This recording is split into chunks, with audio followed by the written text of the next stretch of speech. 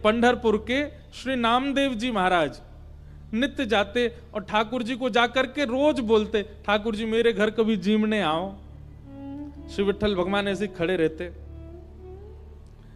नामदेव जी रोज जाते, बोले मेरी मैया इतना बढ़िया प्रसाद बनाती है, ठाकुर जी जीमने आओ। तो नामदेव जी से कभी कभी ठाकुर जी बोलते थे, ठाकुर जी कहें पूरी दुनिया यहीं लेके आ जाती है, तू भी लिया यहीं पे, हम यहीं खड़े यहीं पालेंगे। बोले नहीं, मेरे घर आओ पाने के लिए। तो ठाकुर जी बोले मैं तेरे घर पाने जाऊंगा तो यहां पे कौन खड़ा होगा मेरी जगह, लाखों लोग दर्शन करने आते हैं। नामदेव जी बोले आप भगवान हो, सर्वसमर्थ हो, कोई व्यवस्था कर लो अपनी। भगवान बोले ठीक है कर ली हमने व्यवस्था। बोले क्या व्यवस्था? बोले मैं तेरे घर जाऊंगा पाने, तू मेरी जगह खड़ा हो जा। नामदेव जी बोले ये कैसे हो सकता है? भगवान बोले सब हो जाएगा, बस आज एक काम करियो, रात्रि में जैसी शयन आरती हो, शयन आरती के बाद छुप जाइयो पीछे आके। देखो ठाकुर जी की लीला, ये सत्य घटना है श्री नामदेव जी महाराज की। नामदेव जी छुप गए। रात्रि में शयन आरती के बाद जैसे कपाट बंद हुए, ठाकुर जी तुरंत मूर्ति मंत्र खड़े थे, मूर्ति से सहज हो गए और सहज उतर गए अपने आसन से। और नामदेव जी कहा तुम खड़े हो जाओ। खड़े हो गए। नामदेव जी बोले ऐसे खड़े हो जाओ हमारी तरह। हो गए खड़े। अब ठाकुर जी उनका श्रृंगार कर रहे हैं, अपनी जैसी पगड़ी पहनाई, अपनी जैसे वस्त्र पहनाए, अपनी जैसे पूरे हाथ पांव कर दिए, कहीं से काजल ला करके हाथ पांव में लगा दी, बिल्कुल कारे बना दिए नामदेव जी। और नामदेव अब हम जा रहे हैं तुम्हारे घर प्रसाद पाने, 2-4 घंटा में मंगला आरती होगी, खड़े रहना यहीं पे। और सुनो 2-4 बातों का ध्यान रखना। क्या? ये सुबह सुबह पुजारी आकर के तुमको ठंडे ठंडे पानी से नवाएंगे, ठिठर मत जाना, अंदर से ठंडी लगे तो भी रोक लेना। नामदेव जी बोले वो कैसे रोकूंगा? बोले हम नहीं रोक रहे इतने साल से, रोज रोज हमको भी नवा देते हैं सुबह 4 बजे, हम भी तो अपनी कंपन होता रोकते हैं उसको। और सुनो फिर दूध से नवाएंगे तुमको, उसके बाद शहद डालेंगे तुम्हारे ऊपर। और फिर वहां कभी आप लोगों का अवसर मिले ना, एक बार जाइए पंढरपुर, साल में एक बार भारत के कोई कोई तीर्थों में जाया करो, सब जगह दर्शन करो ठाकुर जी का कैसे विराज रहे हैं। तो कभी पंढरपुर जाओ तो हमारे कहने से वहां की काकड़ा आरती सुबह होती है 3:30 बजे, उसका दर्शन करना। काकड़ा आरती जो हमारे ब्रज में मंगला आरती होती है, वही वहां काकड़ा आरती। तो काकड़ा आरती में क्या करते हैं, दूध से जल से सबसे स्नान करने के बाद फिर ठाकुर जी को मुंह पे मक्खन लगा देते हैं, इतना सारा मक्खन मुंह पे। तो ठाकुर जी बोले स्नान आदि के बाद तुम्हारे मुंह पे मक्खन लगाया जाएगा, तुम्हारा मन तो करेगा कि मैं खा लूं, लेकिन जीभ निकालना नहीं बाहर, उसको लगे ही रहने देना। रामदेव जी बोले फिर तुम्हारा श्रृंगार होगा। और श्रृंगार के बाद पंढरपुर में हर दर्शनार्थी को अधिकार है कि भीतर मंदिर में जाके ठाकुर जी के चरण छू सकता है, अपना सिर वहां रख सकता है, सबको छूने का अधिकार है। बोले दुनिया भर के लोग तुम्हारे सामने आएंगे, सब लोग आकर के तुम्हारे चरणों में प्रणाम करेंगे, अपने दुख दर्द बताएंगे, सबकी सुन लेना, पूर्ण किसी की मत करना। तुमको दया भी आएगी, कोई रोता हुआ भी आएगा, कोई बहुत ज्यादा विचलित भी आएगा। नामदेव जी बोले क्यों पूरा नहीं करूं? वो सबका विधान बना हुआ है, वो सब काम हमारे लिए छोड़ दो, किसको क्या देना क्या नहीं देना। तुम बस कहीं ऐसा नहीं कि यहाँ खड़े होके कोई रोता हुआ आया उसके आंसू पोंछने लग जाओ, कहीं तुम जरा भी हिल गए तो पुजारी पंडा बहुत मारेंगे, सब कहेंगे कहां गए हमारे ठाकुर जी, कौन खड़ा हो गया आके। नामदेव जी बोले जो आ गया, बढ़िया निमंत्रण दिया भोजन का, मैं तो बंध गया यहाँ पे। बोले हाँ रोज आ जाते हो भोजन करने, आओ अब जा रहे हैं हम भोजन करने, खड़े रहो यहीं पे। और श्री पंडरीनाथ श्री साक्षात द्वारिकाधीश अर्धरात्रि में नामदेव के घर गए, अकेले द्वार खटखटाया, मां अंदर से चिल्लाती हुई ए नामा पूरे दिन मंदिर में पड़ा रहता है, आधी रात में आता, सब सो रहे हैं यहां पर। जैसे ही द्वार खोल करके देखा, आहा सुंदर श्री पंडरीनाथ भगवान द्वार पर खड़े हैं, स्वर्ण का मुकुट पहना है, स्वर्ण के आभूषण पहने हैं, कंधे पर हाथ रख करके मधुर कटाक्ष नेत्र हैं ठाकुर जी के, मंद मंद मुस्कुरा रहे हैं। नामदेव जी की माता जी तो विट्ठल, हाँ मैया मैं ही आया हूं विट्ठल। नामदेव रोज निमंत्रण लेके आता, मेरे घर प्रसाद पाने आओ, मैं आ गया।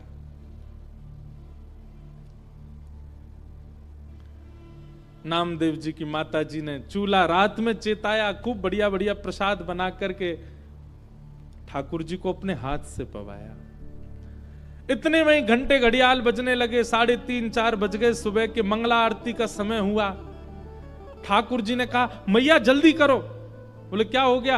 अब आपको मंगला में जाना है? बोले मंगला में अब मैं तो व्यवस्था करके आया हूं वहां पे, लेकिन मुझे आज तक तो मैं दर्शन देता था काकड़ा आरती में, मंगला आरती में, आज मैं दर्शन करने जाऊंगा। मैया बोली क्या करूं? बोले काली सॉल लेके आओ। और मैया सॉल लेके आई। ठाकुर जी ने अपने मुकुट उकुट उतार करके, आभूषण उतार करके, और काली सॉल में बढ़िया स्वयं को लपेट लिया, किसी को पहचान में नहीं आवे। कारे कारे तो ठाकुर जी हैं, काली सॉल और ओढ़ ली। अब तो निकल पड़े, दौड़ के जा रहे हैं देखने के लिए नामदेव कैसा लग रहा है मेरे स्थान पर खड़ा होके। दर्शनार्थी लाइन लगा करके खड़े थे, उन्हीं में ठाकुर जी खड़े हैं और दूर से ही निहार रहे हैं। नामदेव जी चुपचाप नेत्र बंद करके, हाथ बिल्कुल कमर पर, जैसे पंडरीनाथ भगवान खड़े होते हैं बिल्कुल वैसे ही खड़े हैं। और ठाकुर जी दूर से ही देख करके नामदेव की बलियां ले रहे हैं। आहा मेरो नामा कितना अच्छा लग रहा है। गर्भगृह में जैसे ही ठाकुर जी पहुंचे,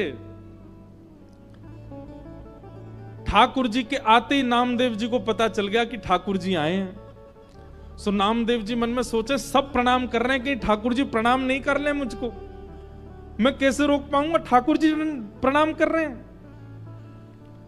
ठाकुर जी गए, नामदेव जी को देखा, नामदेव जी को देख करके जैसे ही नीचे सर झुकाया, नामदेव जी के नेत्रों से आंसू गिरने लगे। नाथ ये कैसी लीला कर रहे हो आप? बलैया लेने लगे। अद्भुत हैं बंधुओं ठाकुर जी। ठाकुर जी जैसा प्रेम कौन कर सकता है? अपने भक्त को अपने स्थान पर खड़े होकर उसके दर्शन करने आए हैं। पहले तो खूब बलैया ली, और फिर उसके बाद ठाकुर जी बोले ए नामा तुझे नोच के भाग जाऊं? तू जोर से चिल्लाएगा, पंडित पुजारियों को पता चल जाएगा। नामदेव जी बोले ऐसा मत करो, मैं किसी को बताऊंगा कि आपने मुझे खड़ा किया, कोई मानेगा और नहीं।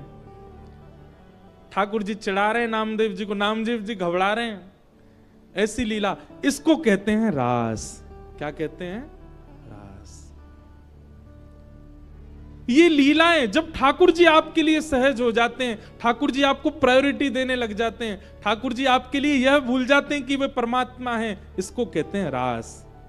रास का मतलब नाचना नहीं होता। रास का मतलब इन गोपियों के लिए ठाकुर जी सहज हो गए। इन गोपियों के लिए ठाकुर जी ने अपना परमात्म भेष त्याग दिया। इन गोपियों के लिए ठाकुर जी सरल बन गए, दीन बन गए, इसीलिए उसको रास बिहार कहा।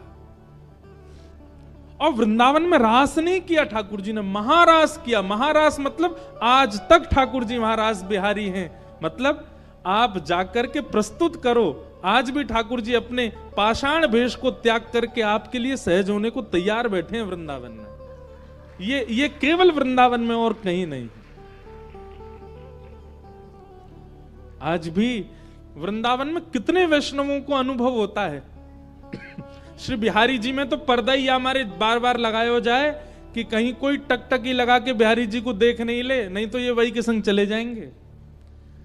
आपके नेत्र कहीं ठाकुर जी से नहीं मिल जाए, इसलिए बार बार पर्दा किया जाता है बिहारी जी के आगे। एक बार चले गए थे किसी के संग कहीं, फिर ढूंढ ढांड के लाए, तब से नियम बन गया कि बार बार पर्दा करो। क्यों?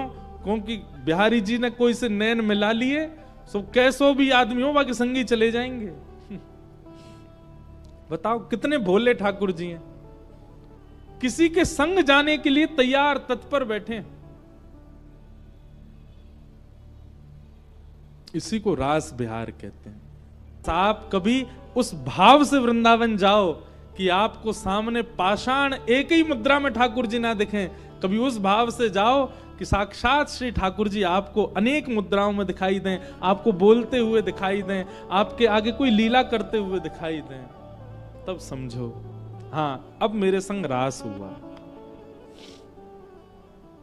अभी हम रस में हैं, हमें रास में जाना है, और रास में जाने के लिए हमें अपना निर्माण करना पड़ेगा, अपनी मन बुद्धि और विचारों को वैसा करना पड़ेगा जिससे श्री कृष्ण रास करें।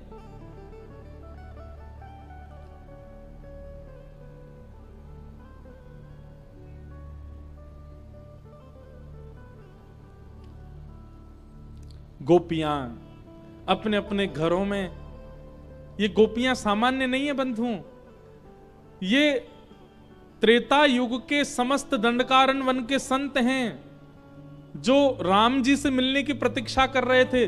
तब हनुमान जी ने जाकर के इनसे कहा आप सब लोग प्रतीक्षा मत करो, केवल राम जी का चिंतन करते करते अपने देह का त्याग करो, आप सब संत ही द्वापर में ब्रज में गोपी बनकर के प्रकट होगे, तब राम जी कृष्ण बन के आएंगे और आप सबके साथ रास विहार करेंगे, आप सबको वो सुख प्रदान करेंगे जो एक प्रियतम प्रियतमा का होता है आपके गले में। अभी तो राम जी भगवान है, आप सब संतों केवल प्रणाम तक अधिकार होगा, लेकिन द्वापर युग तक प्रतीक्षा करोगे तो एक प्रियतम के भाव से ठाकुर जी आपके गले में गलवैया डाल के रास विहार करेंगे, वो सुख प्रदान करेंगे जो किसी को नहीं मिला।